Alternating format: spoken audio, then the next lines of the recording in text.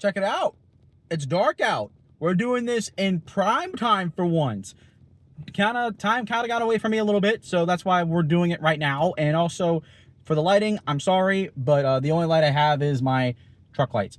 It is kind of interesting, though, because, like, sometimes, like, when I get up close and, like, adjust my face, like, right here, like, half of my face is blacked out, so it's kind of like a meme where, like, I'm straight up, like, Two-Face right here, but I'll turn right here so you guys can actually see me. But the Titans lose 25-3, absolutely awful, and I was a fool. I was running amok, and I told myself I would never pick the Titans to win a game again until they proved they could. And I was getting excited. I thought how the offense looked over the past couple of weeks, things were improving against the divisional opponent that between the Titans and Jaguars has been one interesting rivalry, to say the least, like way more interesting than most people in the common NFL landscape were willing, they didn't really know about. So I was thinking maybe at home you pull off an upset here, whoop-de-doo, okay? And, well, turns out, I've heard a couple of people say this, and I agree with the sentiment, that we got high off of rolling in the fumes, rolling in the garbage fumes. We were out there rolling in the dirt, rolling in the mud, in the filth, like a pack of dogs, and we started falling in love with the smell. That's exactly what happened. We got so used to the stink that when we stunk a little bit less, we were like, oh, here we go. Like, it's time for change here. Things are going to look better. And no. And this is another reminder that success is not linear, people. One thing, like, in life is you're going to have failure. In order to succeed, you must fail at some point, because that's a part of the process. It's simply a part of the process, and it's not going to happen where you get better every single time. You're going to take a couple steps forward and take a couple steps backward. That's how life works. That's how it happens.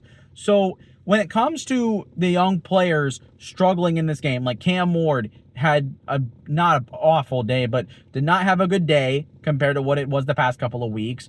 Jim DK had a fumble on a return. That sucked. That led to a touchdown.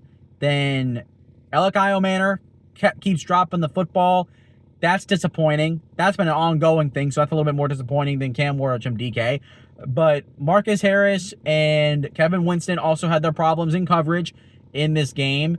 But even though, yeah, they didn't have their best game today, they have been the true sole light of hope on this team not named Jeffrey Simmons. I've said that multiple times, and that was still proven today. Because when they struggled, what happened? We got whooped. We got destroyed by a good Jaguars team. I will give the Jaguars credit. They are better than what I thought they would be. So you know what? I'll give my flowers to you. I'm a fan of Liam Cohen as a coach, as a person, not very much. But as a coach, I can respect his game. You guys may have gotten the right head coach in Liam Cohen. But that's the only compliments I'm going to give to Jacksonville. You're not getting anything more from me, okay? However, let's talk about the negatives. Let's get away from the things that some people are upset about. No, here's some other things that people are upset about. But the actual negatives of the game, offense, I mean, Mike McCoy is still continuing to be a coward, conservative. That has not changed. Don't expect that to change at any point. He tried going on fourth down a whole bunch. No, we're a little too big for our britches to be doing right by our players. Remember that. Like, we're a little too big for our britches to be laying it all out there in the field. Because Mike McCoy doesn't want to do that. He doesn't want to lay it all out there. Obviously not. And so that's a problem. The offense, though, I mean, one thing that I saw in this game that the announcers called out was just the routes by the receivers. They were just sloppy. You could see that their technique wasn't right. And something that was pointed out earlier before the season even started was, you want to know why the scheme is so bad? It's because not just that they're not getting coached up good enough, it's that the scheme and the route concepts and the combinations aren't spaced out properly. Like, you see multiple times when Cam Ward throws a pass to a receiver, even when it's caught or incomplete, that there's two receivers really close to each other.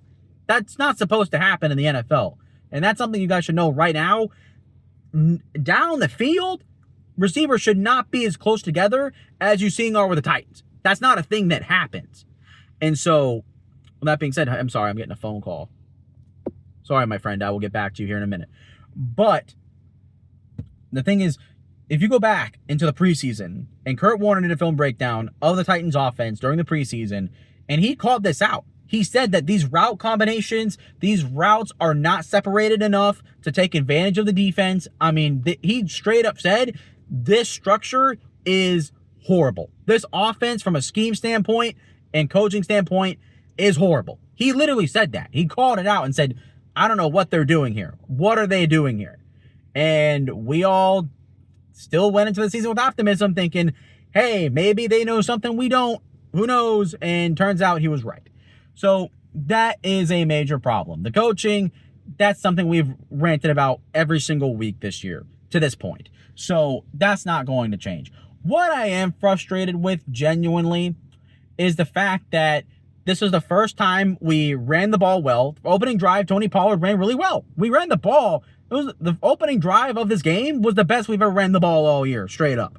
And so I thought that maybe run the ball a little bit better throughout the rest of the game.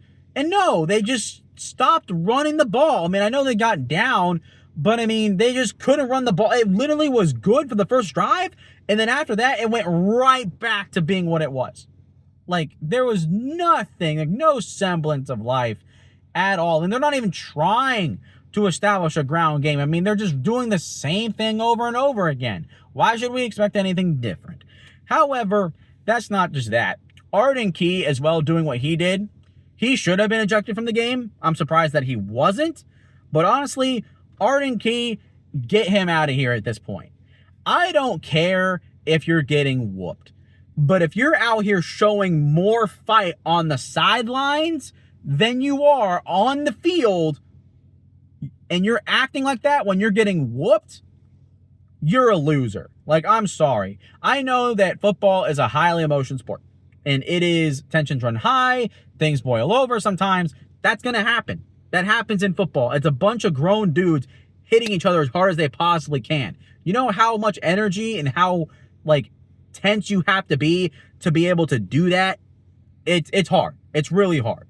But if you're on the sideline and you're, like, doing stuff like that, losing your cool when you're getting beat, you already don't look good because you're getting blown out. But then for you to do that after that, you look like a bum. You look like a bum. It immediately reminds me, wait a minute, no, that's different. I was reminded of when, Marco Wilson, when he threw the shoe in Florida versus LSU, but no, they would have won the game had he not done that. But football is about controlled emotion. We know that. And so if you lose your cool in that moment, I mean, what are you doing? What are you doing, dude? I mean, he's doing nothing on the field. He has made a couple splash plays since coming back from injury. Fine. But no amount of play on the field constitutes acting like that. So, no, that's not someone that should be a part of the future, that he's probably going to be gone after the season anyways. That is frustrating that happened, but it is what it is. It's over with. Other than that, I mean, I can't say anything else really negative. I mean, the only other one I'll say before we get out of here is JC Latham. The amount of people that are, like, absolutely hammering in on JC Latham is astounding to me, because I'm not here to say that JC Latham is playing good. No, he's not playing good ball at all. Like, straight up. But also, I said this going into the year, that there is a chance that JC Latham does not perform as people were thinking. Everyone was saying, oh, he's going to be a breakout, be a Pro Bowler. What are you talking about? I was not thinking that JC Latham was going to be a Pro Bowler. Absolutely not. He lost a bunch of weight and moved back to right tackle. This is like a whole new rookie year for him, playing underweight. Who does that at his point in his career and plays really well? I want someone to find an example. Please do. Let me know in the comments. I mean, it's like this. Let's say you're a videographer in high school and you go to college for videography, but they have too many people in videography, so you decide to move into photography, right? So you have an opportunity to do work in the field that you love. And so you go into the NFL to be a photographer. I got NFL to be a photographer. That doesn't make much sense. I guess that they do have photography, but let's say you go to be a professional photographer at a company, And after your first year, a position opens up and you decide, okay, I'm going to go try and become a videographer again because I had the experience in high school.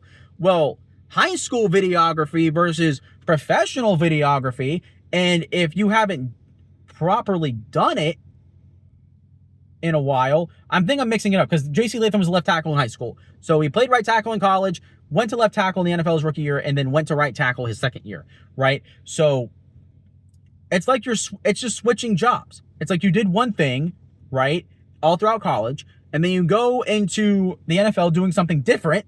The left tackle is different from right tackle, and so now you're going back to right tackle after all of that, relearning the technique at the NFL level, trying to get down and like lose some weight and get in better shape.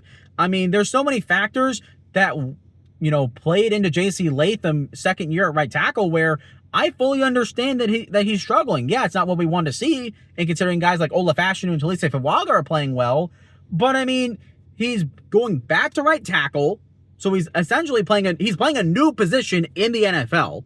He's never played right tackle in the NFL until this year. And then he's lost some weight, which people have called out as anchor issues. Yeah, he lost weight. He's not as big and sturdy as he was before. Yeah, he's more athletic, which he should be. He's at a healthier weight.